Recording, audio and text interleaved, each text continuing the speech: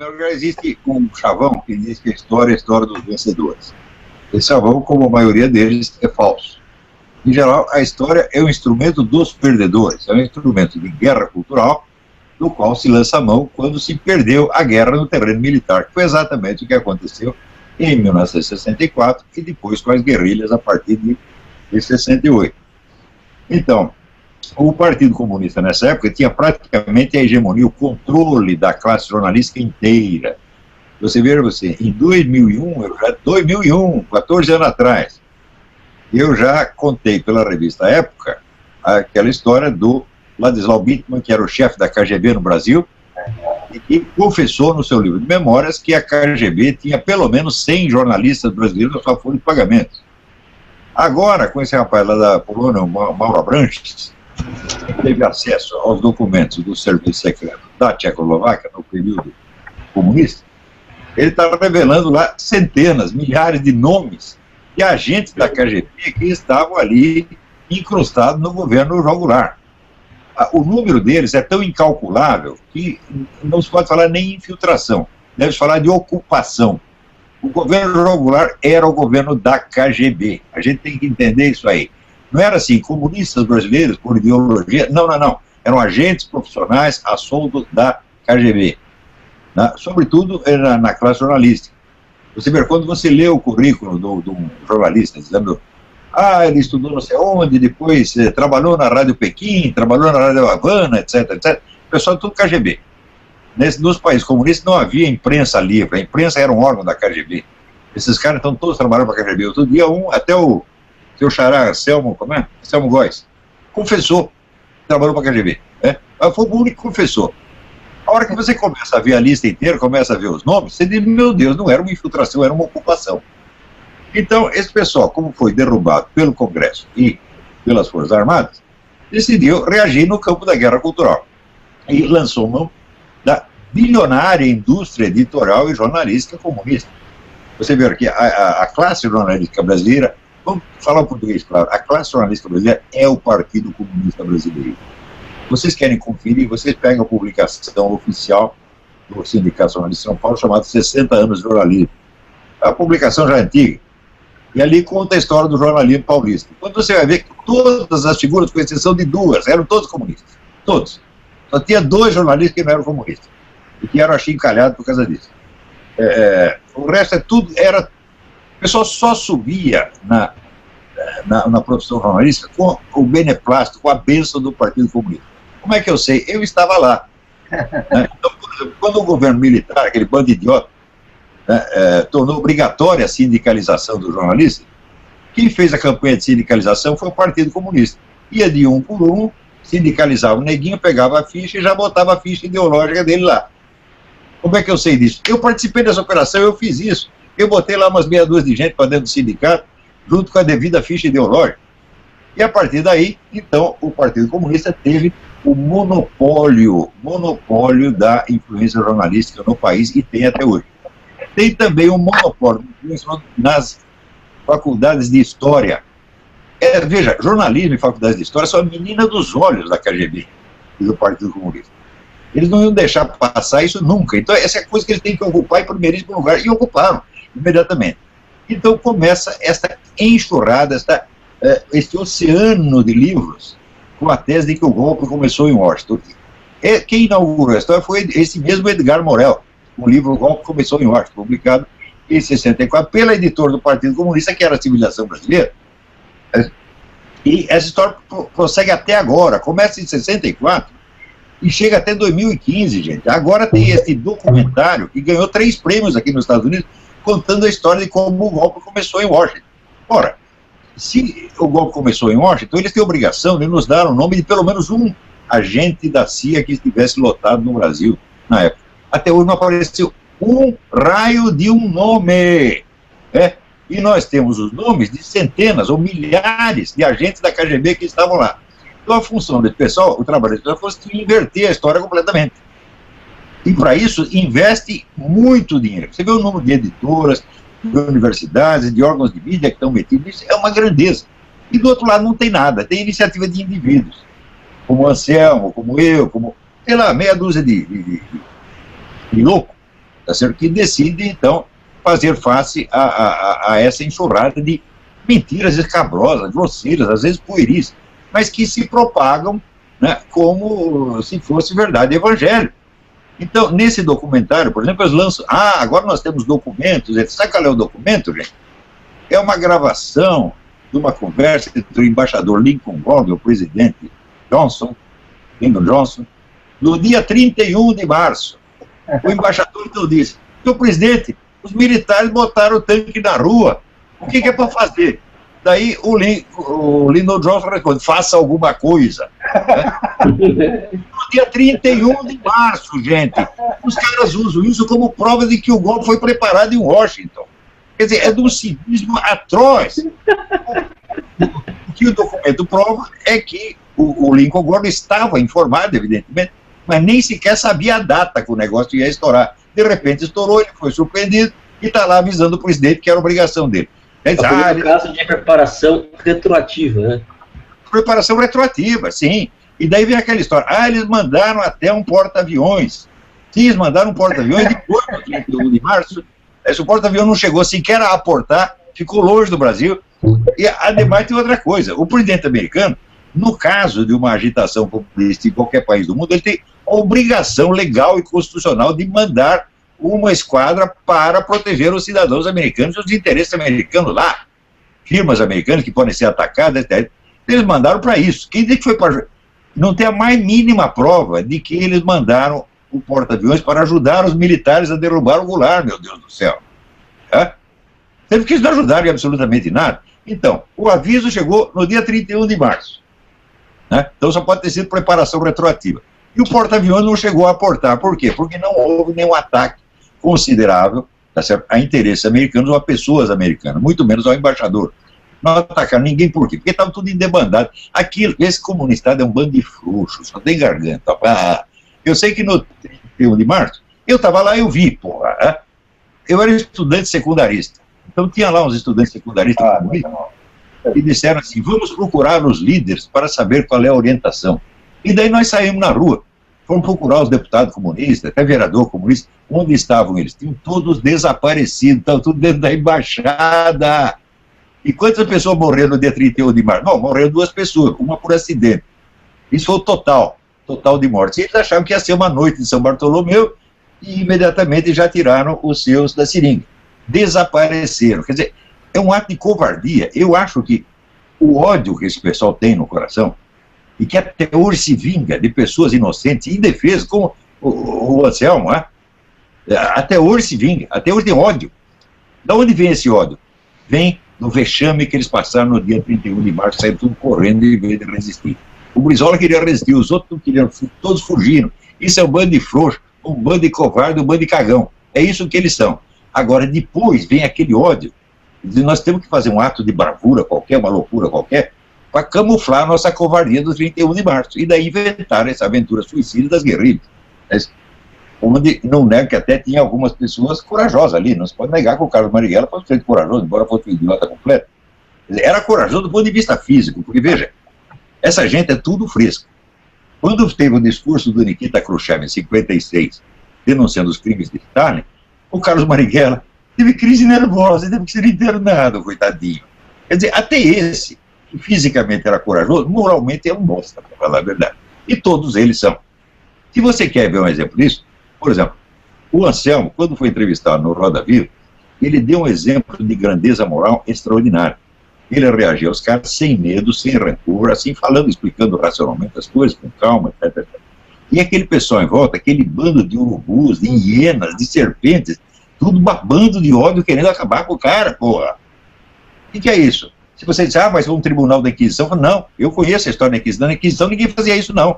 Na Inquisição as acusações eram ordenadas, a defesa era ordenada, não saía ninguém, né, mordendo o calcanhar do acusado de jeito nenhum.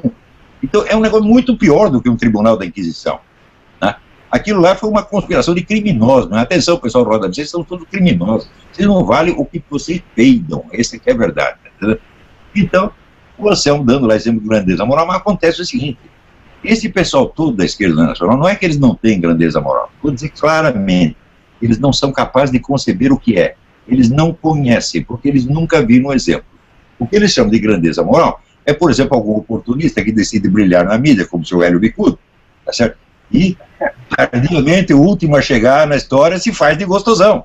Isso para eles é grandeza moral. Daí sai o FHC fazendo discurso patriótico. Nós combatemos a ditadura, nós fizemos direto cá, agora estamos fazendo fora Dilma. Isso aqui para eles é grandeza moral, é puro teatro. A verdadeira grandeza moral, né, eles não conhecem, eles não sabem o que é, não são capazes de conceber. Então, eu posso dizer, eles estavam entrevistando lá, o Anselmo para eles era um homem invisível. Eles só enxergavam o estereótipo que eles mesmos criaram. O homem de verdade estava na frente deles, não podia enxergar. E isso é toda a cultura de esquerda nacional. Toda ela, do começo até o fim, incluindo, se você pegar os melhores pessoas que tem, eles são assim. Eles só interpretam tudo, só são capazes de entender mesquinharia, safadeza, sujeira, malícia. Eles interpretam tudo desta farsa. Mas se você pegar assim, quais são os grandes intelectuais da esquerda do século XX, da Escola de Frankfurt, a Escola de Frankfurt era isso. Era um bando de ranheta, tá certo? Empenhados em interpretar tudo na base da suspeita, da malícia, da maldade, etc, etc, etc. Tudo que é valor positivo, tudo que tem grandeza, era para esculachar tudo. Por isso que eles chamavam de a dialética do negativo, né? É o trabalho do negativo. E todos eles são assim. Então, desde as pequenas ações da política do dia a dia, até as altas esferas da teoria, da especulação filosófica, é só malícia e safadeza, só isso que eles têm na cabeça, né? Sempre, evidentemente, copiando aspectos, copiando a aparência de grandeza, de bons sentimentos, etc., do cristianismo. Ora, se você lê um livro do Dr. Andrew Lobachevsky a respeito dos psicopatas no poder, a ponerologia, ele vai explicar lá muito claramente. Olha, um psicopata ele não tem sentimentos morais, mas ele os conhece. Ele é capaz de captá-los nos outros, não como sentimento. Ele não participa do sentimento, ele reage com a parte linguística do cérebro. Então ele pega aqueles códigos, aqueles gestos, aquela coisa, e sabe imitar. Para quem reconhece, para quem conhece a coisa, soa falso. Mas para o público pode até enganar.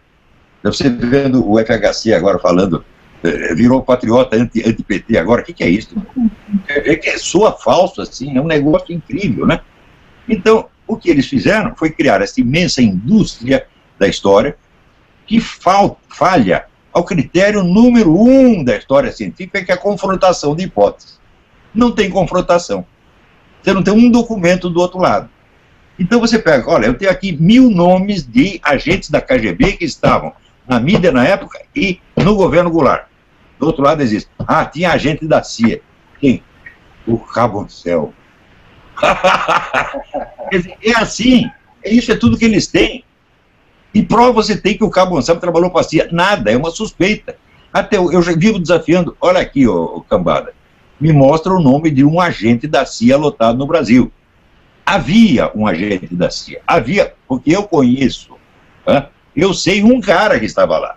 E estava lá para quê? Para informar, e que depois informou, até escreveu alguns livros a respeito. Quer dizer, tinha um único agente da CIA que ninguém conhecia, que não estava lá para agir no governo e nem para tramar, etc. Estava lá só para mandar informação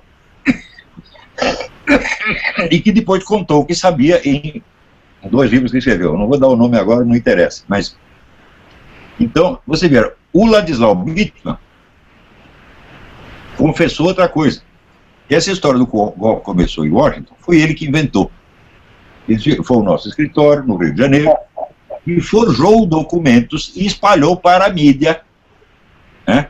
Então, o que era o documento? Olha que coisa interessante. Ele disse, presta atenção, na época ele disse, nós não sabíamos o nome de nenhum agente da CIA lotado no Brasil. Nós, KGB, não sabíamos. Por isso, usamos o nome de um agente do FBI que estava lá e forjamos uma carta do presidente americano a esse agente do FBI, do chefe do FBI, né, para esse agente, cumprimentando-o pelo sucesso da operação, a qual teria sido o golpe militar. O Ladislau Bittmann, chefe da KGB, confessa que foi ele que forjou. Eu expliquei isso em 2001 na revista Época. Alguém foi averiguar? Alguém foi investigar? Nada. Nada. É proibido, gente. Então, assim, é o controle total do fluxo de informações, de modo que todos os fatos que os desmentem desapareçam. É isso que se chama de ciência histórica no Brasil. É isso que se chama de jornalismo no Brasil. Quer dizer, é uma falsificação monstruosa, caríssima, uma indústria enorme, e do outro lado tem eu, tem o Anselmo, tem lá o Raul Azevedo, a Bia, você. Quem está nos pagando para fazer isso? Tem uma organização pelas nossas costas? O que está pelas nossas costas é só para ferrar com a gente, né? O que vem pelas costas é só para ferrar, não tem ninguém para nos proteger. Tá certo? E esse pessoal tem tudo, tanto que agora conseguiram fazer esse filminho. Quando faz o filminho ganha 3 prêmios, esses prêmios já estavam articulados antes, é pessoal do Partido Comunista articulado nessas universidades americanas, já pronto para receber de braços abertos. Então, nosso companheiro lá do Brasil fez um documentário falando contra os Estados Unidos, nós temos que dar uma força. Isso é tudo uma articulação mundial, gente. Então, não é brincadeira, nós estamos lidando com uma máquina de mentira que é um negócio absoluto, fantástico, de dimensões incalculáveis. Não é que eles estavam no poder no tempo João Goulart. Na mídia e nas universidades, eles continuaram no poder durante todo o governo militar. Eles controlavam a mídia inteira. Você faz o seguinte, você me mostre, na época, algum diretor de redação que fosse direitista. Eu conheci um jornal chamado Cidade de Santos, um jornaleco do interior. Esse cara era direitista, aliás, era meu inimigo, eu odiava ele. O resto era tudo, Cláudio Abramo, Celso Quinjô, todo mundo comunista dirigindo as redações, meu Deus do céu. Experimentasse você ser direitista dentro da redação da Folha de São Paulo, ou até do Estadão, para ver o que acontecia. Você vê que todos os colunistas de direita, conservadores, que havia no tempo do regime militar, foram todos excluídos. Antes de terminar a ditadura, eles já estavam todos nas suas casas, quietinhos, sem poder falar nada. Lenildo Tabosa Pessoa, Gustavo Corsão, um monte. Foram todos excluídos da profissão durante o regime militar pela camarilha comunista que dominava toda a imprensa nacional. Isso eu vi porque eu estava lá, gente, não é brincadeira. Agora, tem uma coisa depois, nessa sequência que o professor disse sobre a questão de comunistas, não é, em toda a imprensa brasileira. Em 72, depois que se encerraram as operações da polícia, eu fui trabalhar junto com um delegado de polícia aqui num corte e transporte de madeira, né? Foi o primeiro emprego que eu tive, né? Não era um emprego com carteira assinada, porque eu não tinha carteira, mas era um emprego. E esse delegado, ele fazia um bico.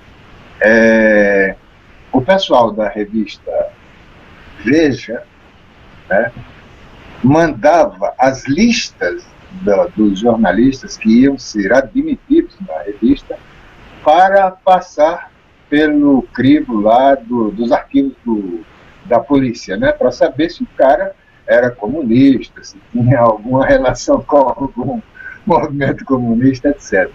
Né? E esse delegado mandava lá os policiais dele fazer as anotações, né? E ele fazia uma relação daquilo, e eu datilografei muitas vezes esse negócio para ele, né? Fulano de tal, etc., participou de uma reunião assim, não sei o que lá das quantas. É uma pessoa suspeita de pertencer ao Partido Comunista e tal, essa coisa. Muito bem. Eu fui algumas vezes até a sede da revista Veja, no Marginal, levar o envelope do delegado lá com aquele troço e receber um cheque que era para o delegado, pelo serviço feito. Né? O delegado, uma vez, fez um comentário, nós estávamos em Cajamar, negócio do corte de madeira, ele disse, pô, você sabe, rapaz, esses caras aí mandam para cá, mandam para cá essa relação de gente, e só admitem os que são comunistas. Aí. Só admitem os que são comunistas. Olha só. Eu lembrei disso. Na mídia é a mesma coisa. Na mídia é a mesma coisa. E a universidade é a mesma coisa. Então, não é questão de afinidade ideológica. Não é afinidade funcional. Eles pertencem às mesmas organizações. E muitos deles são agentes da KGB mesmo. Quem é Anselmo, vou tirar o cabo, porque eu já sei que ele não é cabo, quem é Anselmo? E um dos objetivos é a gente tratar da questão dele de ser uma pessoa que não tem documentos, não tem identidade, está sendo negada a ele o direito. E aí eu tenho um recado para você, esquece a Marinha, não tenta conseguir nenhum documento na Marinha, porque você não vai conseguir, tá? Ele me disse o seguinte, que a Marinha odeia 2 homens, você e o Aragão. Mas ele, embora seja altamente... Oi? Trotsky inventou a expressão o longo braço da revolução. Isso quer dizer que quando você faz qualquer coisinha contra os comunistas, eles não vão perdoar você jamais. Eles vão perseguir você a vida toda e depois de morto. Né? Como o ministro da Economia da Romênia, Mihai Manuilescu, que ficou preso, morreu na cadeia e foi fuzilado em efígie depois de morto. Então presta atenção, você morrer não vai adiantar nada. Não vai essa situação. Esse pessoal é assim. A quantidade de ódio que tem na cabeça desse cara é um ódio absolutamente psicótico. Como são todos psicopatas, então são sempre capazes de fingir bons sentimentos. Mas na sua conduta real você vê isso. Como se viu nesse malfadado programa Roda Viva, onde todos aqueles caras, começar pelo chefe, Fernando Mitre, e aí, gente, Fernando Mitre e outro, vocês não são dignos de amarrar os sapatos do Anselmo. Vocês são um lixo humano, indescritível. Vocês estão vendo a grandeza moral na sua frente e vocês não são capazes de enxergá-la. É uma coisa absolutamente incrível. Nós estamos nas mãos das piores pessoas que já comandaram esse país. Não é comandar, não é que está no governo, não. Estão na mídia, estão na Câmara dos Deputados, estão em tudo quanto é lugar. Certo? Esses caras, eles são a elite dominante desde o tempo da ditadura militar. Presta atenção, os militares não tinham controle do que se passava. Você vê que eu trabalhava no Estadão, ali no Estadão, o coitado do censor da Polícia Federal não podia nem entrar no prédio, ele tinha que ficar na portaria. Um dia ele entrou dentro da redação, o Rui Mesquita mandou todo mundo sair, deixamos o cara sozinho lá. Então estavam totalmente desmoralizados, né? Não tinham controle nenhum, tudo quanto era notícia censurada saía no dia seguinte, a gente conseguia fazer vazar absolutamente tudo que queria. Eles não tinham, os milicos não tinham controle de coisíssima nenhuma, sobretudo das universidades, que eles entregaram para os comunistas.